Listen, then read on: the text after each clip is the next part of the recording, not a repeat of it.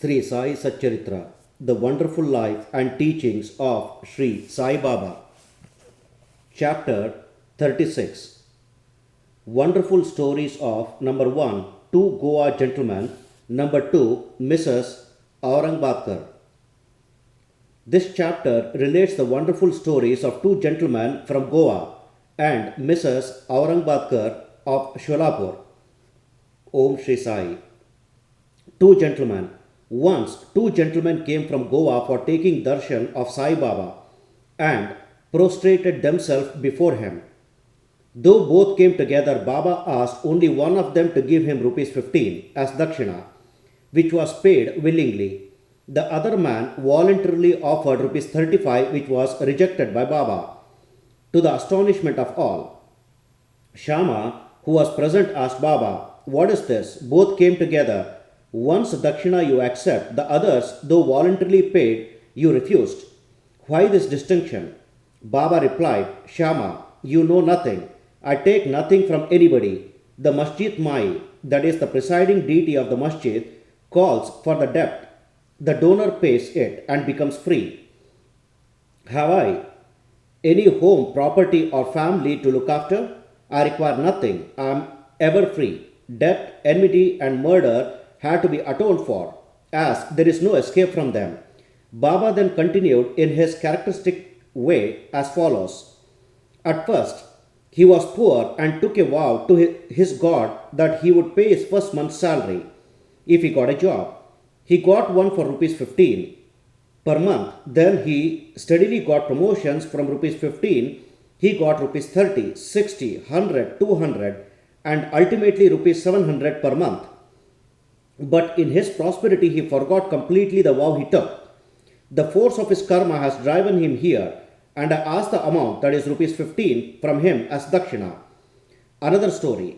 While wandering by the seaside, I came to a huge mansion and sat on his veranda.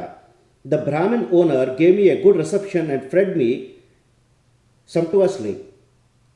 He showed me a neat and clean place near a cupboard for sleeping. I slept there. While I was sound asleep, the man removed a laterite slab and broke the wall, crept in and seized off all the money from my pocket. When I woke up, I found that rupees 30,000 were stolen. I was greatly distressed and sat weeping and mourning. The money was in currency notes, and I thought that the Brahman had stolen it. I lost all interest in food and drink and sat for a fortnight on the veranda, bemoaning my loss.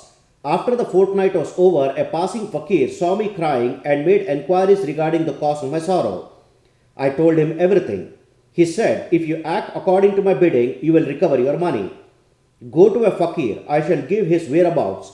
Surrender yourself to him. He will get your money back. In the meanwhile, give up your favorite food till you recover your money." I followed the fakir's advice and got my money.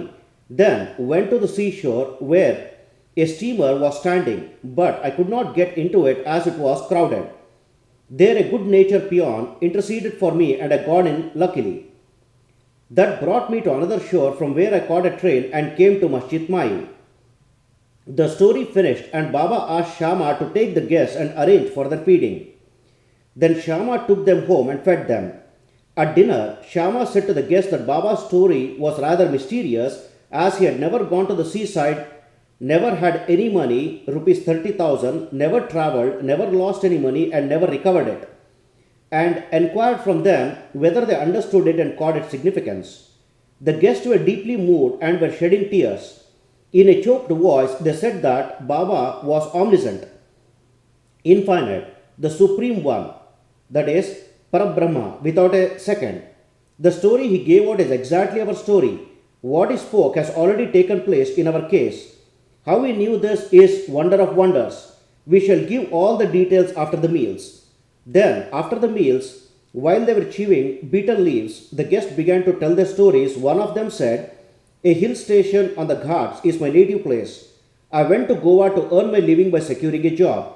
I took a vow to God Datta that if I got any service, I would offer him my first month's salary. By his grace, I got a job of rupees 15 and then I got promotions. As described by Baba, I did forget all about my vow. Baba has just reminded me of it in this way and recovered rupees 15 from me. It is not dakshina as one may think it to be, but a repayment of an old debt and fulfillment of long forgotten vow. Moral. In fact, Baba never begged for any money, nor allowed his bhaktas to beg. He regarded money as a danger or bar to spiritual progress, and did not allow his bhaktas to fall into his clutches. Bhagat Mahalspati is an instance on this point. He was very poor and could hardly make both ends meet. Baba never allowed him to make any money, nor gave him anything from the Dakshina collection. Once, a kind and liberal merchant named Hansraj gave a large amount of money to Mahalspati in Baba's presence, but Baba did not permit him to accept it. Then the second guest began his tale.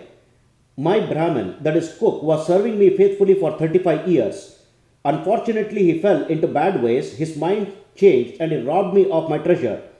By removing a laterite slab from a wall where my cupboard is fixed, he came in while we were all deep asleep and carried away all my accumulated wealth, rupees 30,000 in currency notes.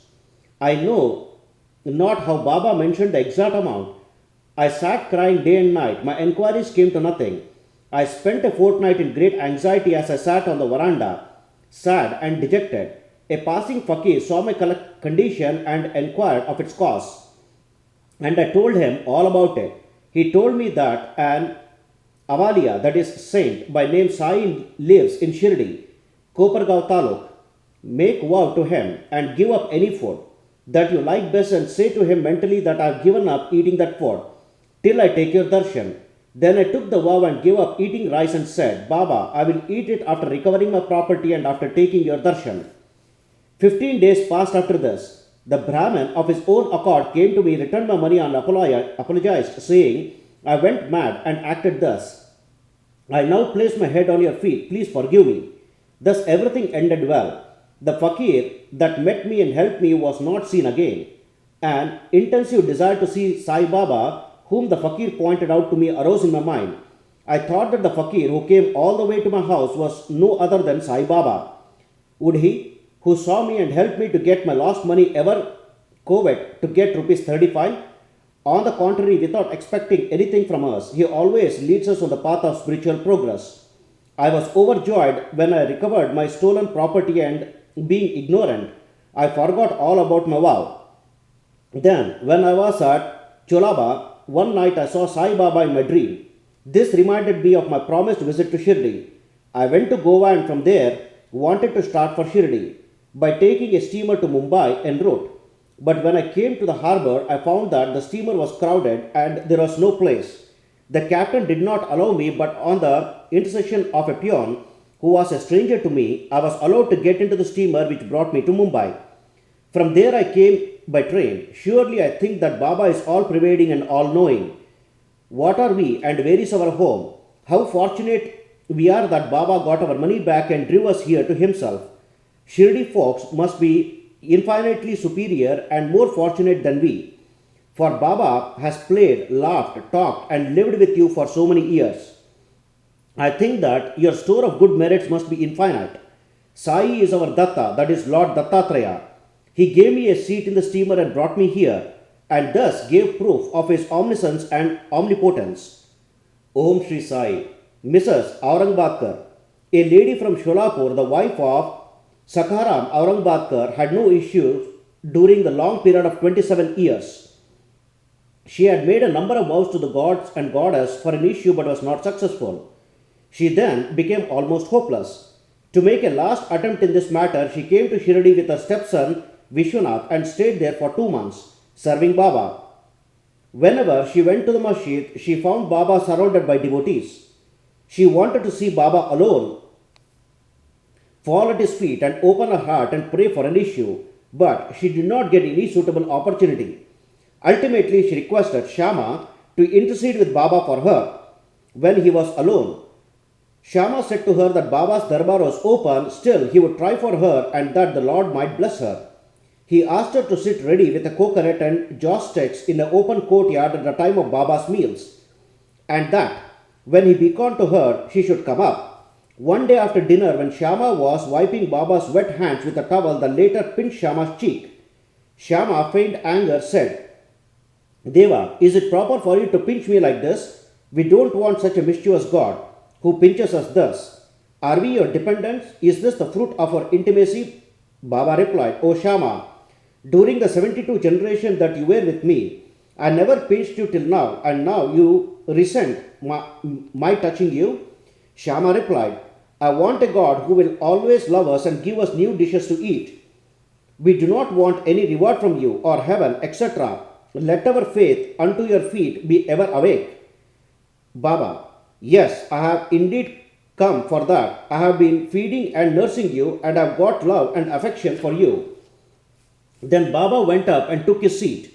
Shyama beckoned to the lady. She came up, bowed down, and presented the coconut and joss sticks. Baba shook the coconut, which was dry. The kernel within rolled and made a noise. Baba said, Shyama, this is rolling. See what it says. Shyama, the woman prays that a child should similarly roll in her womb. So please give her the coconut with your blessings. Baba, will the coconut give her any issues?